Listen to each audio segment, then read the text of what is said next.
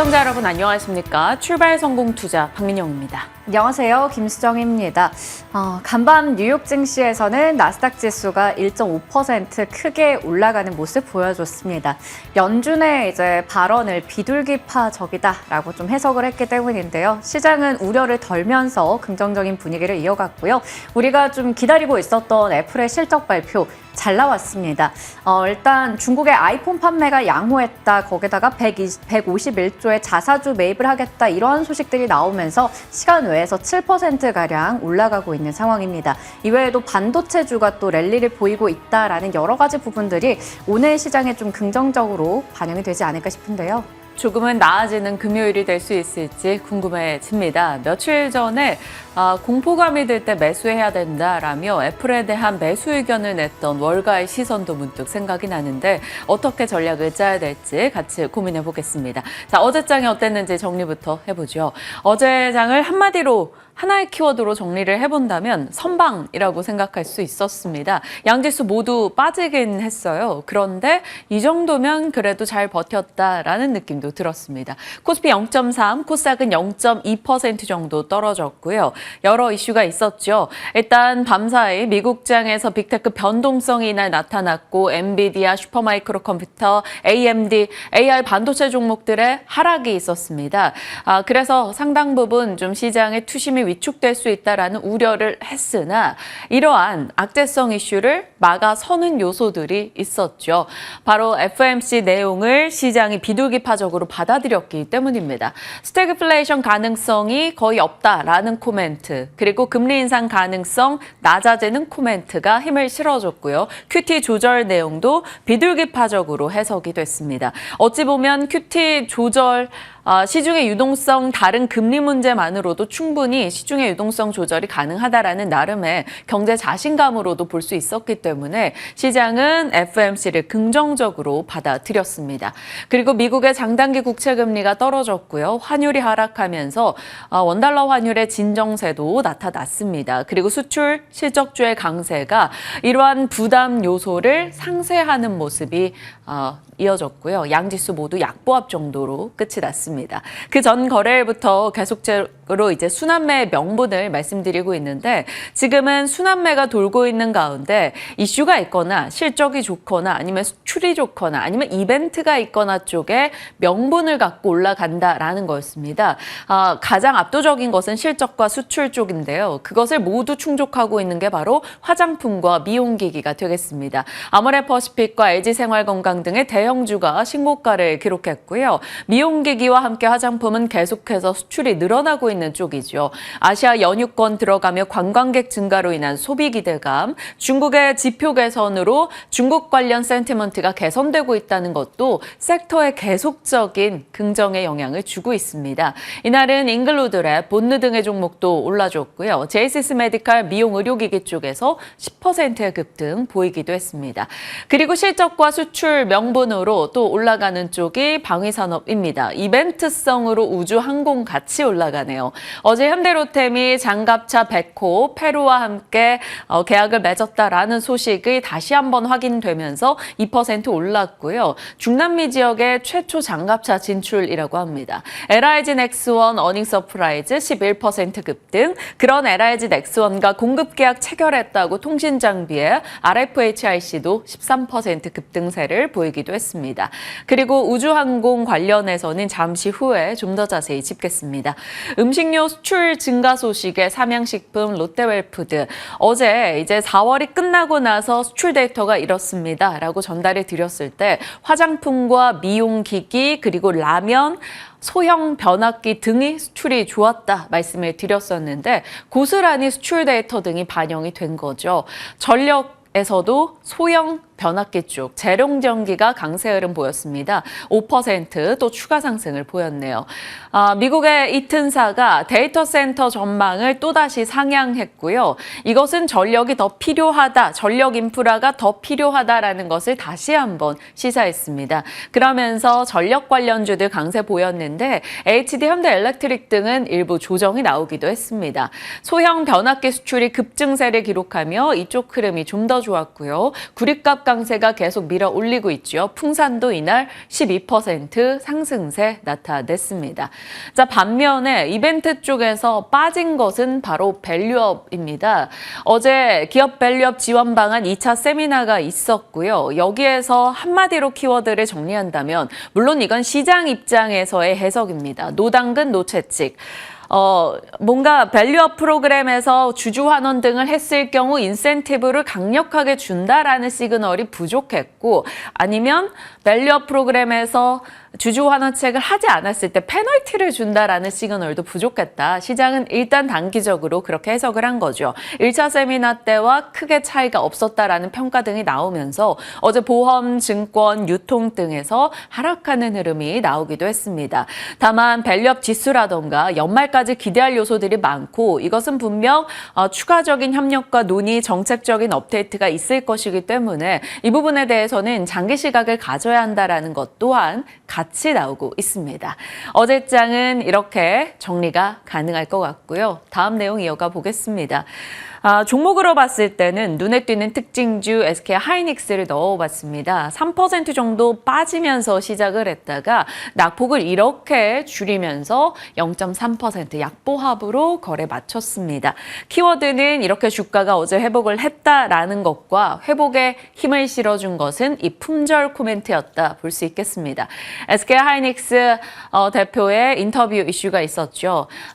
HBM3E 12단 샘플을 5월에 생산을 할 거고 내년이 아닌 3분기에 양산 준비 들어간다라는 내용이었습니다. 그리고 HBM에 대해서 공급 과잉 이슈가 걱정이 좀 있었는데 올해 이미 솔드아웃 됐다. 내년도 대부분 품절이다라는 코멘트가 나왔고요. HBM은 고객 수요에 기반해서 투자를 하기 때문에 과잉 공급이 나올 가능성이 그리 크지 않다라는 점에서 이 언급도 시장에는 힘이 돼줬습니다. 결국에는 HBM 논리 혹은 AI 반도체 논리는 아직까지 식지 않은 것 같고요. 계속적으로 쉬었다가 다시 가는 흐름을 반복하고 있습니다. HBM 관련주 찾기 대회는 여전히 이어지고 있습니다. 전반적으로 모든 종목이 다 같이 막 손잡고 올라가는 흐름은 아니더라도 계속적으로 이 안에서 시세가 돌고 있다는 점은 아직까지 이 스토리가 살아있지 않나 싶습니다. 시장에서는 계속해서 관련주 찾기에 집중하고 있는데 한미반도체 혹은 PSK홀딩스, 프로텍, 레이저셀, 이오테크닉스 등등의 종목들 가장 많이 꼽히기도 하죠. 어제 레이저셀 등의 흐름도 꽤 괜찮았던 걸로 기억을 합니다. 주가 급등이 나왔었는데 이런 선택지가 오늘은 어느 쪽으로 가게 될지 봐야겠네요.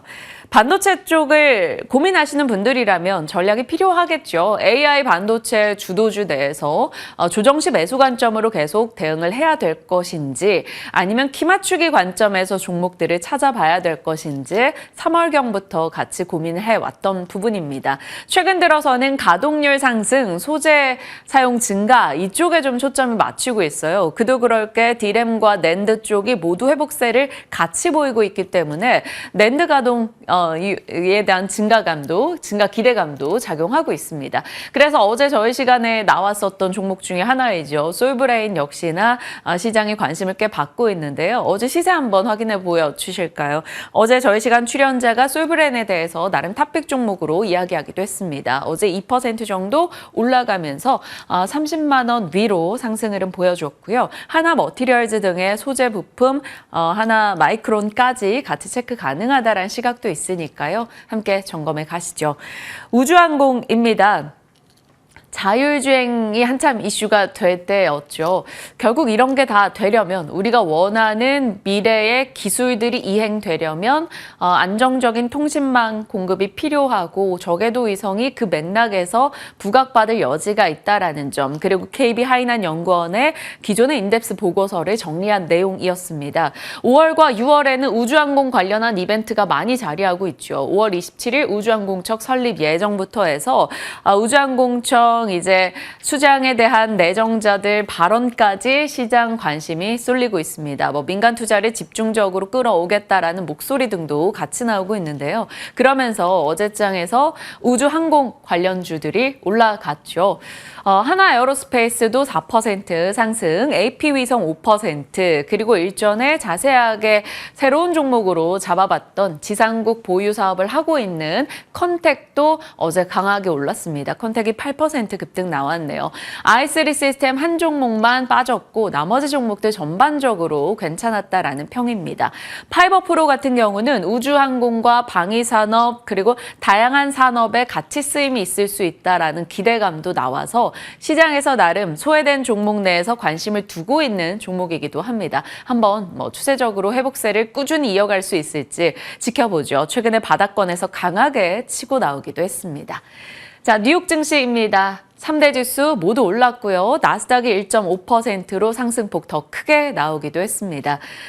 캐나다 중앙은행 총재가 금리 인하 시점이 가까워지고 있다라고 이야기했네요. 아무래도 미국과 비슷한 생활권역이다 보니까 이쪽에서의 비둘기파적인 목소리는 한 번쯤 귀 기울이게 됩니다. 미국의 3월 무역 적자는 작년 4월 이후 최대 적자를 기록했습니다. 그러다 보니까 시장에서는 경기에 대한 우려감도 일부 계속 나오고는 있는데 좀 지켜볼 포인트인 것 같아요. 그래도 시장에 힘을 실어준 것은 금리와 달러가 안정을 찾았다라는 게 되겠습니다. 이것이 바로 회복 탄력성에 힘을 줬죠. 천장을 닫은 금리라고 표현을 했는데요. 사실 금리 인하에 대한 기대도 어제는 눌렀었고 금리 인상에 대한 우려도 눌렀었습니다. 그럼에도 불구하고 시장이 초점을 맞춘 것은 더 이상 금리를 올리진 않겠구나. 천장 뚜껑은 좀 닫아줬다라는 쪽입니다. 그러면서 국채금리 등이 나름 안정을 찾았고요. 달러 약세가 일본의 개입으로 인해서 인위적이든 나타났습니다. 이것은 빅테크에게는 당연히 호재로 작용할 수밖에 없고요. 빅테크 종목군들 그래도 나름 선방을 했죠. 애플 같은 경우는 실적 발표를 앞두고 있는 정규장에서 2% 정도 올랐습니다. 말은 많았어요. 워낙 실적 기대치가 없다라는 평가, 하지만 낙폭이 컸다라는 평가 엇갈리고 있었습니다. 시간 외 실적으로 급등이 나왔기 때문에 일단 당분간은 애플에 대한 기대는 등장할 것 같네요. 어제 실적 시간 외에서 내놨고 체크해 드렸었죠. 예상보다 좋았고 가이던스도 괜찮았습니다. 퀄컴 바로 9% 급등 나왔는데요. 2년 만에 일간 최대 상승을 기록했습니다. 퀄컴 같은 경우는 모든 사업부가 거의 스마트폰 쪽에서 모바일 쪽에서 나온다라고 보시면 되겠습니다. 그러면서 퀄컴은 스마트폰 수요가 바닥을 찍었다라는 언급까지 같이 내놨죠. 여기서 우리가 첫 번째 연결고리를 찾을 수가 있습니다. 퀄컴의 고객사가 애플이고 삼성전자입니다. 그런데 퀄컴이 이쪽에 대해서 긍정적인 전망과 시각을 제시했다라는 것은 애플과 삼성전자에 대한 엣지 디바이스, 이 모바일 쪽에 대한 기대를 충분히 불러일으킬 수 있었고요. 일단 애플이 나름 그래도 기대보다는 괜찮은, 예상보다는 괜찮은 실적을 내놓기도 했습니다. 잠시 후에 짚어볼 거고요. 그리고 온라인 중고차 거래 플랫폼 업체죠. 카바나가 어제 시간외에서 호실적을 내놓고 폭등을 했습니다. 33% 급등하기도 했네요. 전반적으로 전자상거래 쪽에 주가 상승이 같이 나타났다라는 것에서는 아직까지 그렇게 경기에 대한 우려를 할 필요는 없지 않을까라는 생각도 문득 듭니다. 자, 여기서 박앤켜 연결고리를 4가지 정도 넣어봤는데요. 퀄컴에서 보는 애플에 대한 힌트, 그리고 애플의 예상보다 좋은 실적은 IT 부품단을 자극할 여지가 있고요. 니켈과 리튬 쪽이 바닥 짚고 올라오는 모습, 이것은 배터리 쪽에 대한 시간차를 둔 회복을 기대하게 만드는 요소일 겁니다. 그리고 중국과 신재생 전력 쪽이 되겠는데 하나씩 열어가 보도록 하죠. 일단 애플입니다. 완전히 달라진 모습을 보여줬으면 좋겠는 바람으로 이렇게 제목을 넣어봤어요. 매출 예상보다는 괜찮았고요. EPS 예상보다 조금 높았고요. 중국도 예상보다 덜 나빴습니다. 거기다가 역대 최대 자사주 매입 소식 151조 원 규모이죠. 배당금도 늘린다는 소식이 들려왔고요. 장중 2%, 시간외는 7% 가까운 급등이 나왔습니다. 각 부문별로는 심플하게만 정리를 공개해드리면 예상을 하회한 건 아이폰과 아이패드이고요. 예상을 상회한 것은 서비스 쪽이 조금 압도적이었다라는 것을 볼 수 있겠습니다. 자, 여기서 두 가지 키워드를 생각해 볼 수 있는 것은 당연히 중국 쪽이 되겠습니다. 생각보다 덜 나빴다. 중국의 경기가 때마침 지표 개선으로 나아지고 있는 상황에서 이런 소식이 들려오다 보니까 괜스레 중국에 대한 기대를 한 번 더 갖게 되는 것 같고요. 애플 관련주들도 정말 소외돼 있던 종목들 중에 하나입니다. 물론 이번에 애플의 시간의 급등, 애플의 실적 이것은 자사주 매입 효과가 좀 상당히 크지 않을까 싶기는 한데 그래도 앞서 퀄컴 내용과 함께 봤을 때는 엣지 디바이스 등의 바닥에 대한 기대감이 형성이 됐고 하반기에 있을 온디바이스 AI가 탑재된 아이폰에 대한 기대감도 같이 높아지고 있지 않나 싶기도 합니다. 그렇다면 애플 관련주들도 좀 일어나 볼 수 있을지 궁금해지네요. LG이노텍은 최근에 조금 개선세를 보여주고 있고 이 중에서는 OLED 쪽 AP 시스템이 굉장히 좋은 흐름을 나타내고 있습니다. 2만 원대에서 벌써 3만 5천 원권까지 올라오는 모습 보여주고 있죠. 그리고 풍원정밀이라는 종목도 어제 이미 애플 실적을 앞두고 기대감에 17% 급등하기도 했었는데요. 워낙 이것은 트레이딩 종목으로 많이 인식이 되고 있다 보니까 조금 주의는 필요하겠습니다. 다만 트레이딩 관점으로 봤을 때는 굉장히 가볍게 움직이는 종목으로서 매력도는 있지 않을까 싶네요. 이런 여러 종목들 영향권을 들고 있고요. BH 같은 경우는 오늘 증권사에서 목표가 상향 보고서가 나오기도 했습니다.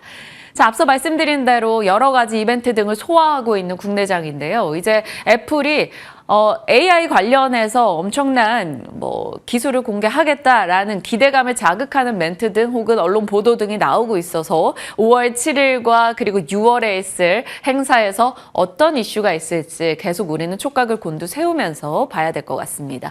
그리고 바이오 쪽도 확인해 봐야겠죠. 아스코 초록 공개도 앞두고 있고 바이오 코리아 행사 등도 자리하고 있기 때문에 바이오 관련한 종목들도 분명히 다 같이 가는 건 아니더라도 한두 종목씩은 꾸준하게 시세를 내주고 있습니다.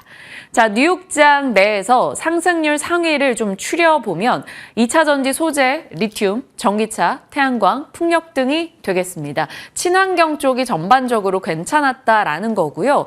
엘버말 리튬의 대표 주자죠. 5% 급등이 나왔어요. 니켈과 리튬 값이 연중 최고를 찍고 있습니다. 바닥을 찍고 반등을 보여주고 있는데 통상적으로 광물 가격은 배터리 판가로 3개월, 6개월 좀 연동을 두고 시차를 두고 연동되고 있죠.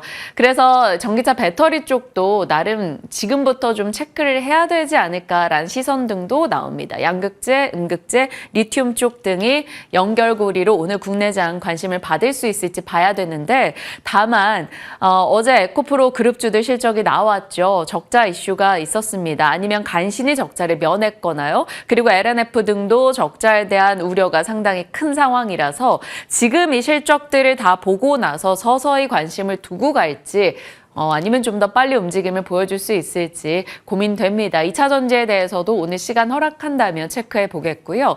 우라늄 쪽도 종목들이 다 움직였다라는 것 뉴욕장에서 포착됐고요. 또 다른 연결고리로 3번 중국을 넣어봤습니다. 아이폰 중국 판매가 생각보다 괜찮았던 것과 함께 올랐던 종목들 보면 전기차 쪽에서도 니오, 샤오펑 보이시고요. 진동닷컴, 핀더더, 알리바바 등등의 종목이 바이두까지 올라줬습니다.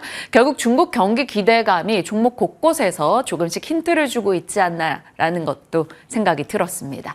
자, 마지막 연결고리는 결국 AI 생태계입니다. AI 생태계 내에서 돌고 있다라는 것이고 에너지를 조달하는 쪽과 저전력 시스템 그리고 전력 인프라 쪽 그리고 AI 반도체 쪽 여전히 시장의 관심권 역에 들어가 있네요. 한 번씩 이슈가 나오는 것은 로봇입니다. 오늘도 협동 로봇으로 이제 제조업에서 차 업계를 중심으로 계속 효율성 제고에 나서고 있다라는 뉴스도 같이 나왔네요. 자율주행 로봇, 의료 AI까지 도 한 번씩 시세를 주나 아직까지는 이렇게 두 곳에 가장 시장의 관심이 집중돼 있고요. 하반기는 온디바이스 AI 쪽으로 관심이 쏠려 있습니다. 한번 추가적인 시세가 날지 확인해 가시죠.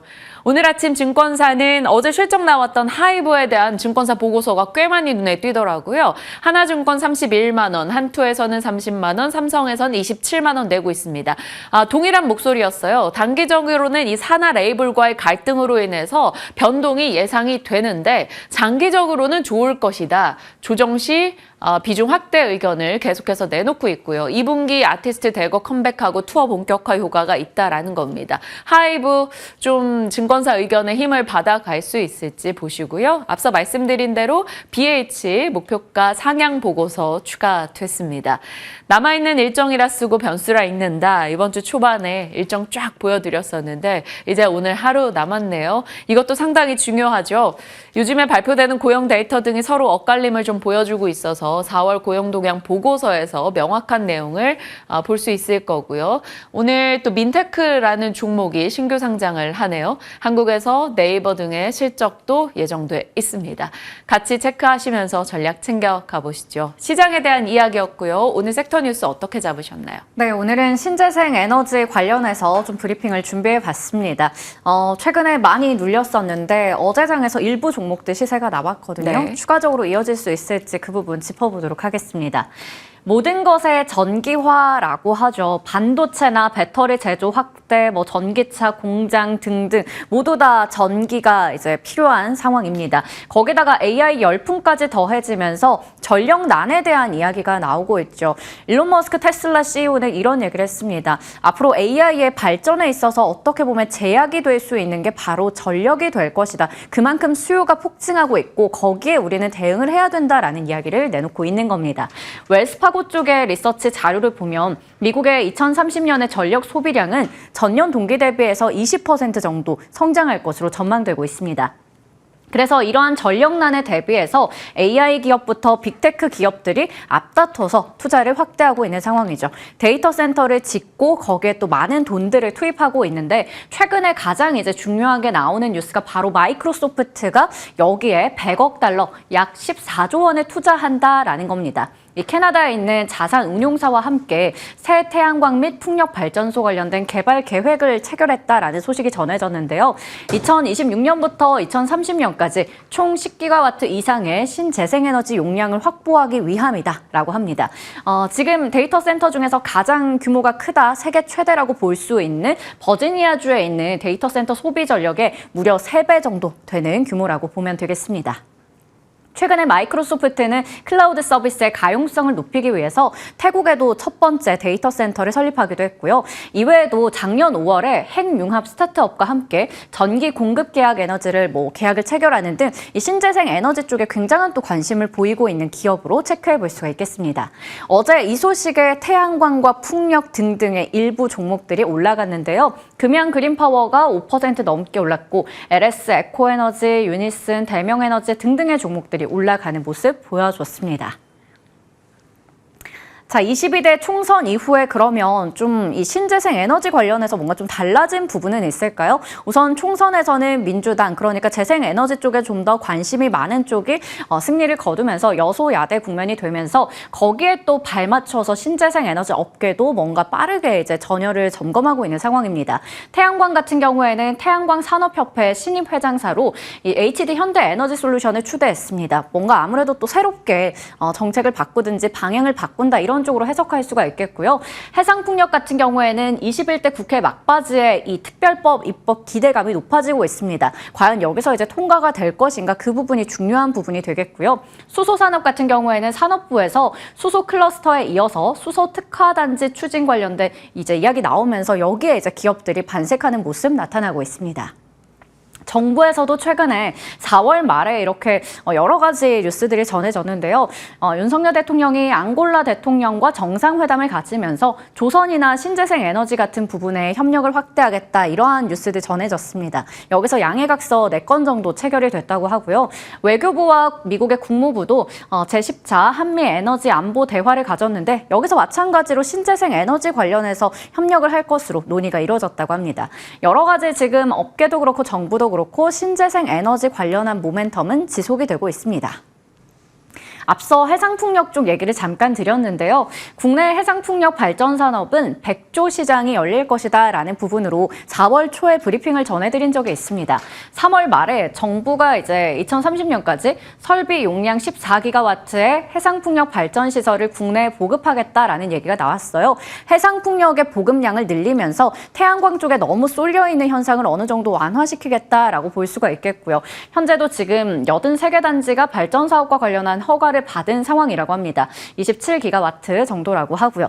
자, 이 해상풍력 관련해서 가장 또 주목할 수 있는 기업은 CS 윈드, 풍력주 중에서 대장주로 볼 수 있는데요. 오는 5월 9일에 실적이 나올 것으로 예상되고 있습니다. 일단은 업황 자체가 워낙에 부진하다 보니까 주가는 고점 대비해서 많이 눌려 있는 상황인데요.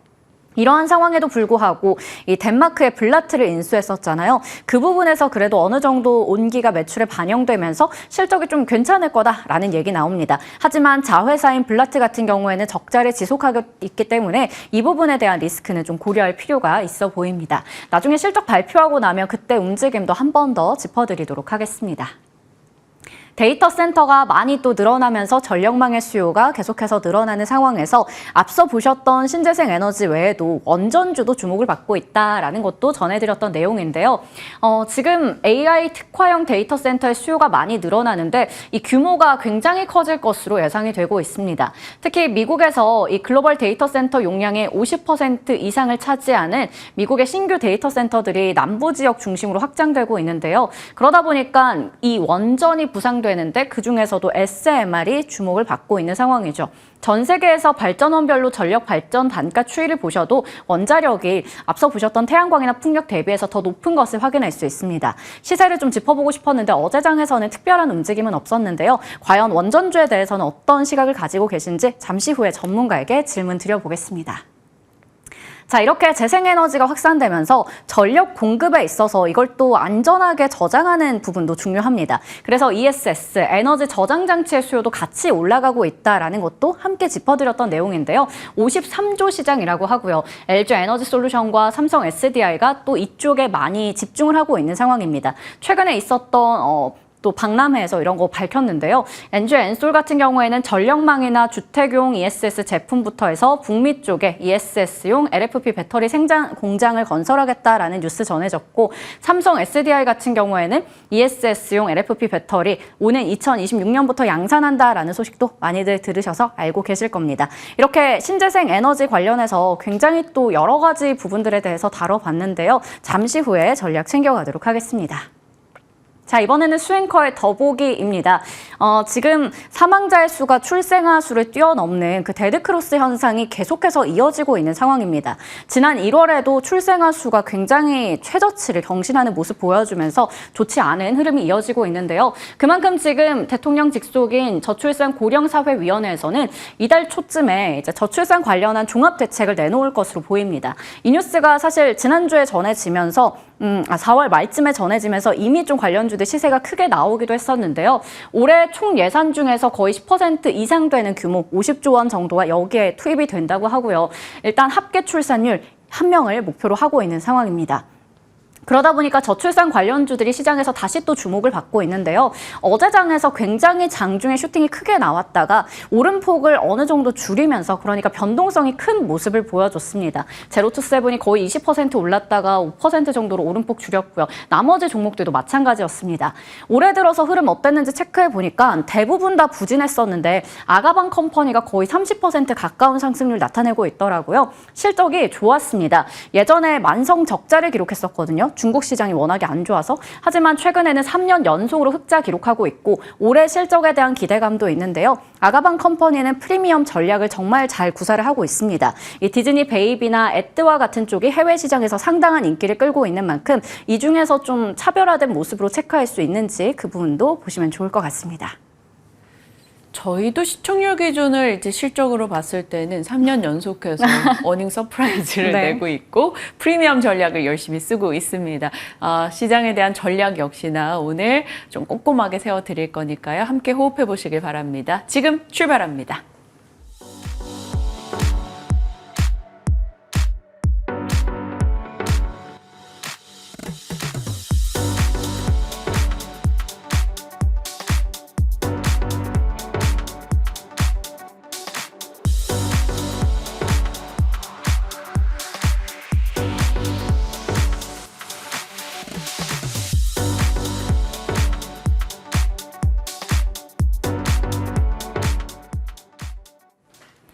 시장에 대한 고민 나누기 위해서 이성흥 위원님과 글로원 파트너스 이성흥 이사님과 시장 전략 나누겠습니다. 죄송합니다. 어서 오세요. 네. 안녕하십니까. 네, 5월에 좀 상큼한 기운을 전달하려고 저희가 또 시밀러 룩으로 이렇게 푸릇푸릇 초록초록한 옷을 입고 인사를 드리는데, 자, 5월장 전략부터 나눠보겠습니다. 반도체, 2차 전지, 밸류업 주요 섹터에 대해서 각각 어떻게 이제 대응을 하고 계실지 이제 시장 전략 좀 나눠주시죠. 네.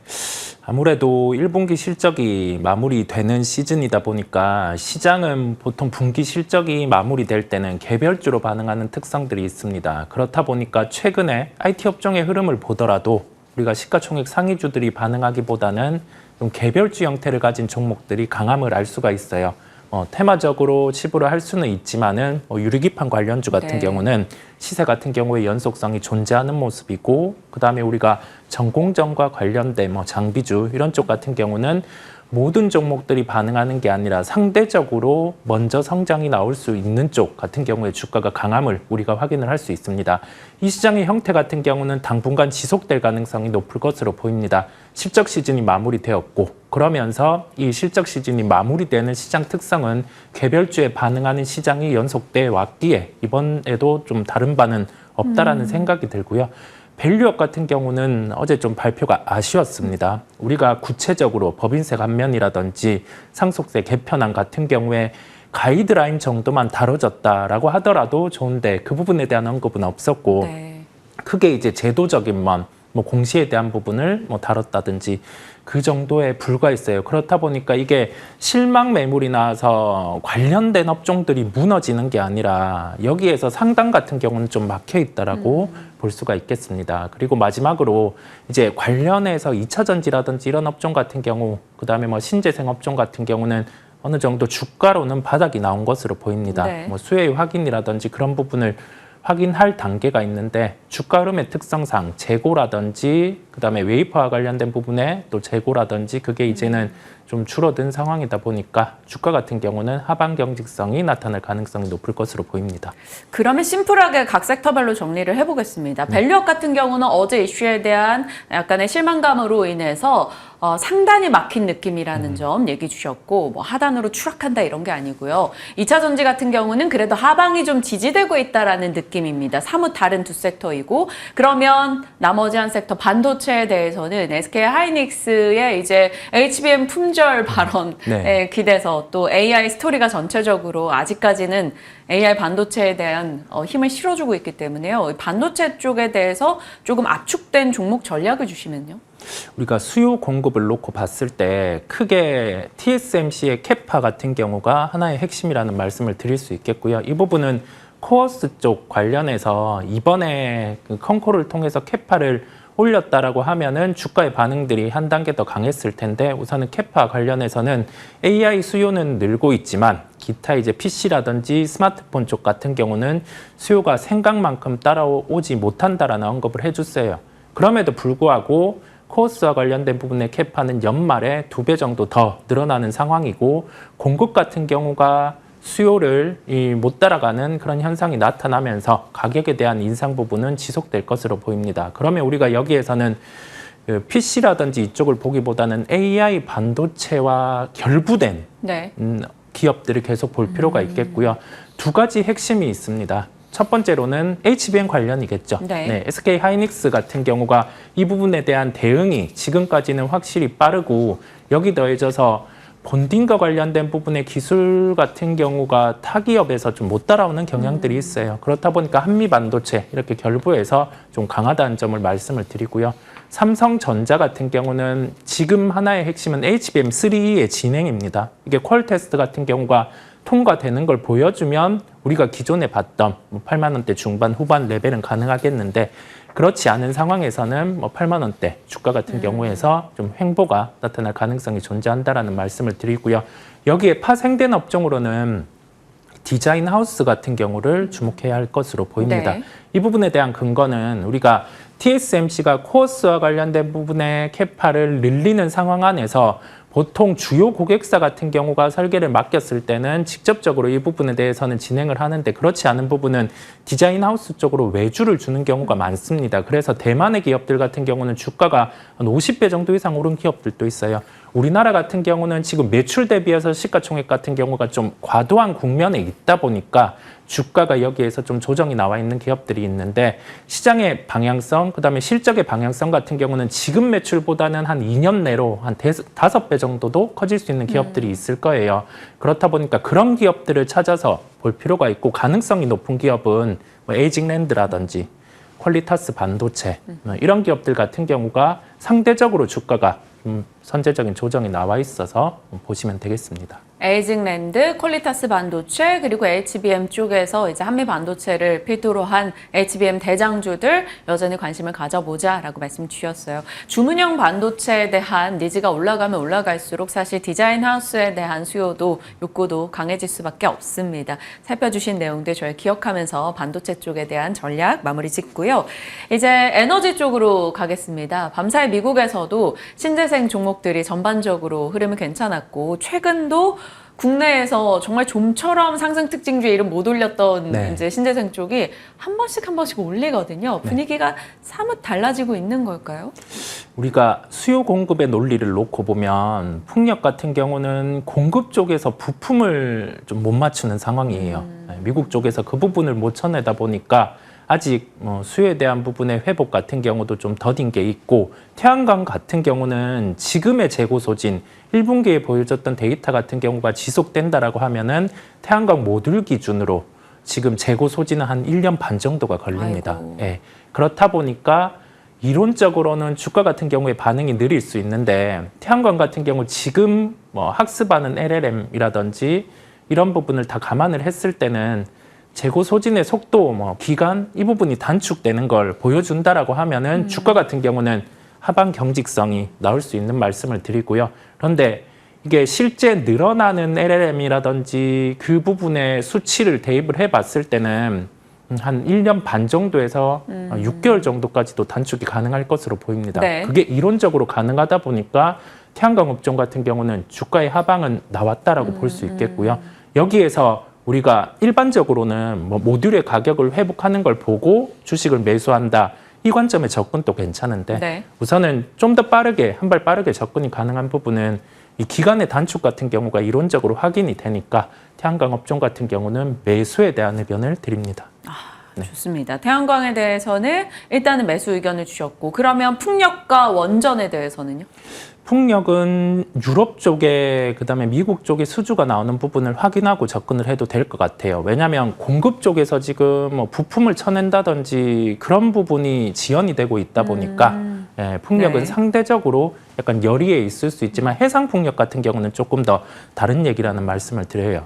그래서 풍력 쪽은 전부 다 보기보다는 이제 뭐 CS 베어링, CS 윈드 이런 쪽을 좀 보시는 게 낫다라는 말씀을 드리고 원전이 신재생유들 중에서는 주가의 퍼포먼스가 가장 강할 것으로 보입니다. 가깝게 체코 원전에 대한 부분에 수주 가능성도 있지만 이제 11차 정기본 발표 같은 경우를 앞두고 있습니다. 네. 여기에 소형 모듈 원전 같은 경우에 포함, 그다음에 대형 원전 같은 경우는 2기 이상 같은 경우가 포함될 것으로 보여요. 그러면 여기에서 소형 모듈 원전과 관련된 뭐 아이스마트 레퍼런스가 있는 BHI라든지 그다음에 두산에너빌리티 이런 기업들 같은 경우는 주가가 상대적으로 강할 수 있음을 말씀을 드립니다. 두산 에너빌리티 그리고 BHI 쪽으로 원전에서는 압축적 얘기 주셨고 에너지 조달 측면에서는 원전, 태양광, 풍력에 대한 선호도로 네. 이렇게 느낌을 받아봤습니다. 잠시 후 시간 허락하면 좀 더 자세히 질문을 드리겠고 일단 저희에게 주어진